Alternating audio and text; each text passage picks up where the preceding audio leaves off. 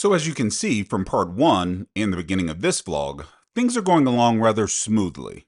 No complaints. Just back from the mid-session update, and the good times continue. Or do they? In this next hand, I see the hijack open to $30, and looking down at ace-king suited, aka the good version, I 3-bet to $160. He tanks for about 15 seconds before finding the call.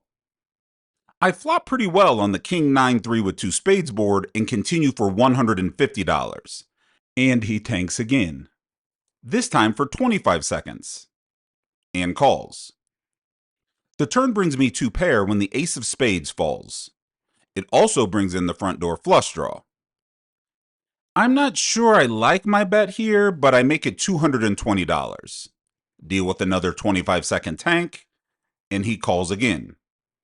The river 9 of hearts pairs the board, and I bet around third pot, $310. And again, he tanks. 48 pairs of freaking board, man. Son of a bitch. I pair the dang board. This king? Flush.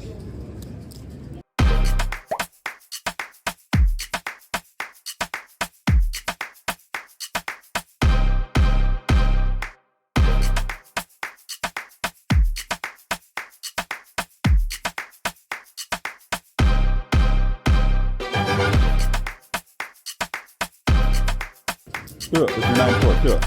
Do it. It's even worse. What's he do? I'm all in. Although I took a large hit a few orbits back with ace-king suited, I'm not slowing down. And in this one, the low jack opens to $30, which elicits a flat call from the button. I'm not flatting ace-queen suited from the small blind, and I'm definitely not folding it, which leaves me with one option: raise. I make it $170 to go, and surprisingly, I get called from both spots. Well, this should be fun. 3-7-6 with 2 spades. I take that back. This won't be fun. Seeing a board that heavily favors calling ranges gives me insta-pause. I check. The low jack, picking up $220 worth of chips and dropping them into the middle, ends this hand.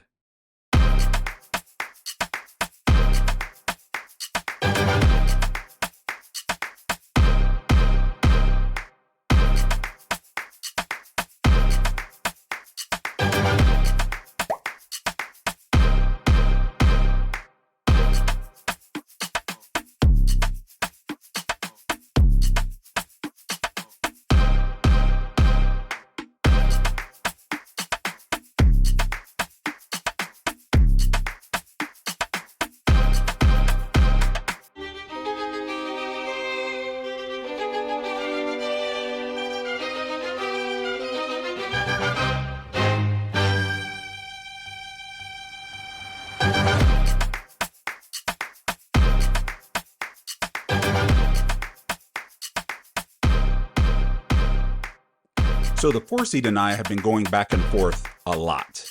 Mostly just me stealing a lot, and it's becoming obvious he's getting sick of it. The trick is to now pick up a good hand and push the issue even further. This isn't the hand I had in my, oh, the hell with it. It'll do.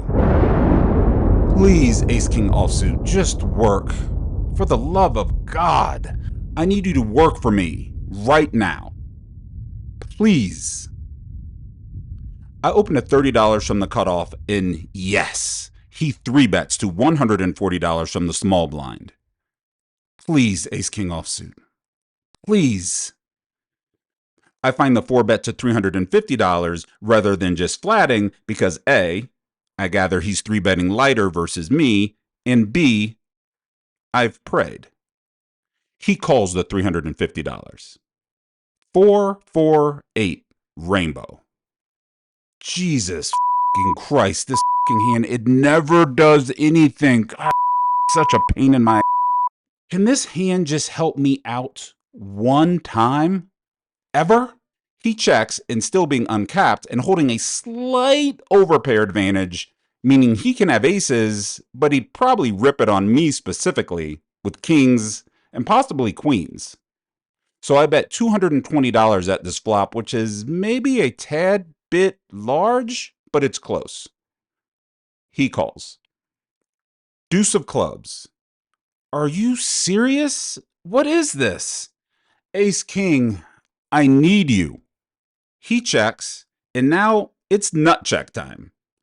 The question is, do I think he will fold an overpair if I go bet, bet, bet?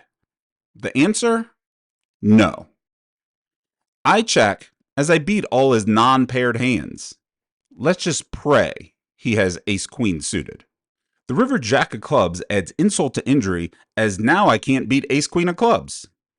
He checks, and I curse the existence of ace-king offsuit again as I check it back and see the pot being pushed to him and his pocket tens. The hands were coming fast and furious this session, and about 15 minutes later, we looked down at pocket aces under the gun. Typically from this position, I'm not a big fan of building pots early. However, with my level of activity on the table and their propensity to call and raise light, aka the World Series is in town, I opened at $30. The hijack calls, fine, and the player that had earlier caught me bluffing with queen-9 offsuit, whom has since moved seats and is now on the button, squeezes to $180. Hell yes. I 4-bet, and big, to $450. The hijack quickly folds and the button tanks a while before calling. Heads up. Jack, deuce, 3 with 2 spades. I'm not gonna lie, that jack isn't my favorite. Namely because pocket jacks is definitely a possible holding here, but if he has jacks, I'm about to just get cooler because this train is only moving one way. The stack size being what they are make my flop sizing a bit awkward, and I could probably just shove right now, but we want to try eking out one more street of value. I bet $300 targeting a hand like queens because he really shouldn't have that many jacks. He pretty quickly calls the $300. The turn 5 of clubs, well, this is as good as it's going to get. I'm all in. All in.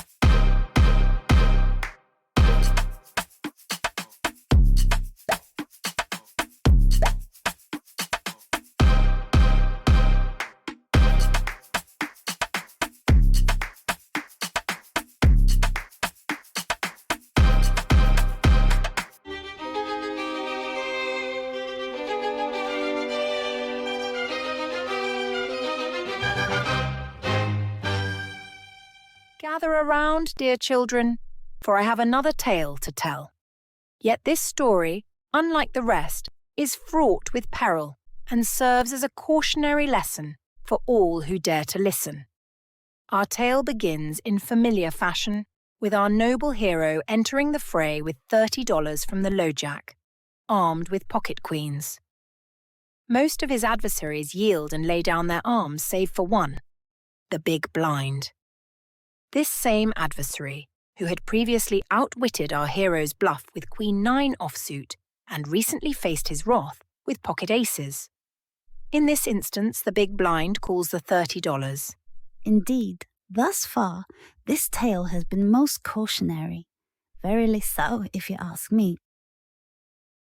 Upon the flop of the queen of clubs, 4 of clubs, and 6 of diamonds, the big blind checks, and our hero, in a perilous and possibly ill-advised move, checks this glorious flop back, though he holds the top set.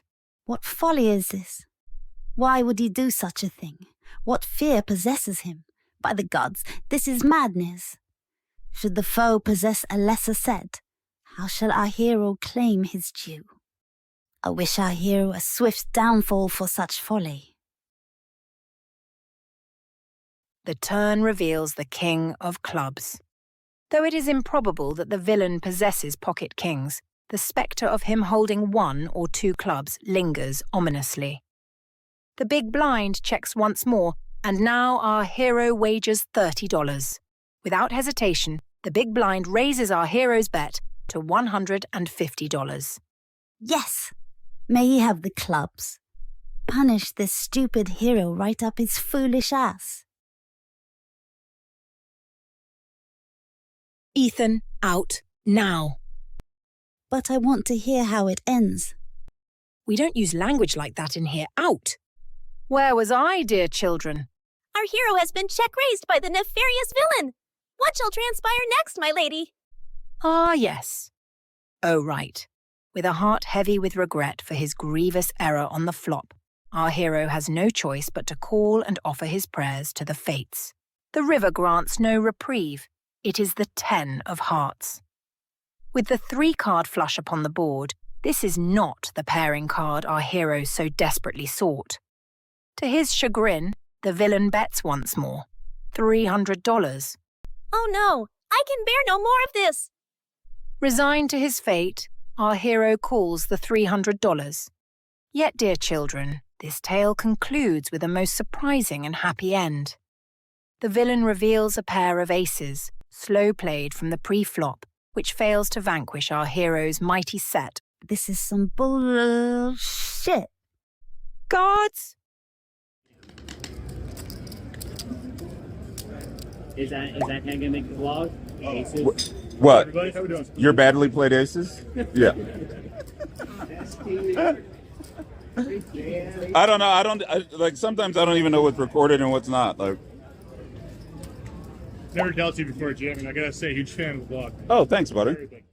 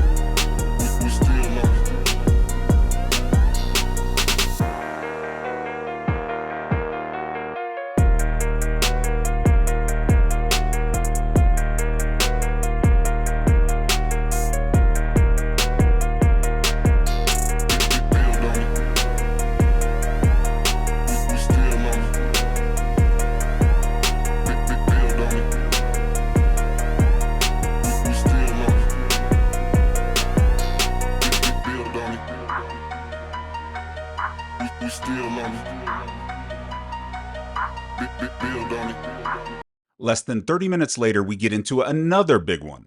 This one starts normally enough. With action folded to the button, he opens for $30. Unbeknownst to him, I'm holding aces. I formulate a 3-bet size, settle on $130, and toss that into the middle. He catches the $130 and lobs $400 back my way. Well, excuse me. It's like that? This is what we're doing now? Okay. Call. 10 deuce 3 with 2 clubs. Well, this has to be one of the least scariest boards ever. The only holding there is to remotely worry about is pocket 10s, but this population doesn't often 4-bet 10s small blind versus button, so I don't give that hand much credence. I check and he continues for $220. I call. The turn 4 of clubs complicates things a bit. Not because I'm worried that he has a flush. I'm not really, as the only suited hand he'd probably 4-bet is ace-king suited. It complicates things because he may shut it down because I have a lot of flushes. I have a lot of suited aces here, not to mention hands like queen-jack suited, jack-9 suited, or hell, I could just have a set of tins. I check again. He doesn't shut it down. He bet $600, leaving himself with about $1,400 behind. So now the stack to pot ratio is less than 1 heading into the river. So my best bet is probably to try to target hands that he can have that contain a club, like kings with the king of clubs or queens with the queen of clubs, and just play for it all. I'd probably rarely shove a flush if I had one, so let's hope he figures that part out himself.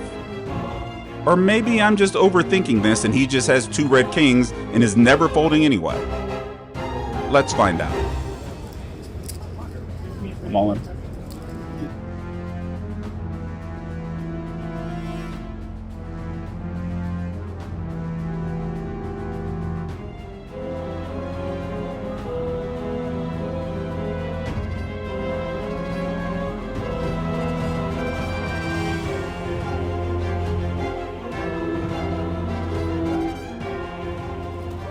It's up to you. 2 times.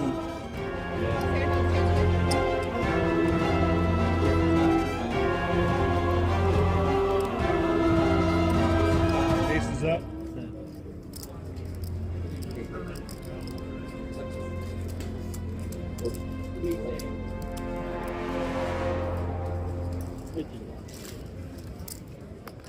Thank you very much. Thanks, man. That's how you play aces. You can't be scared. No club.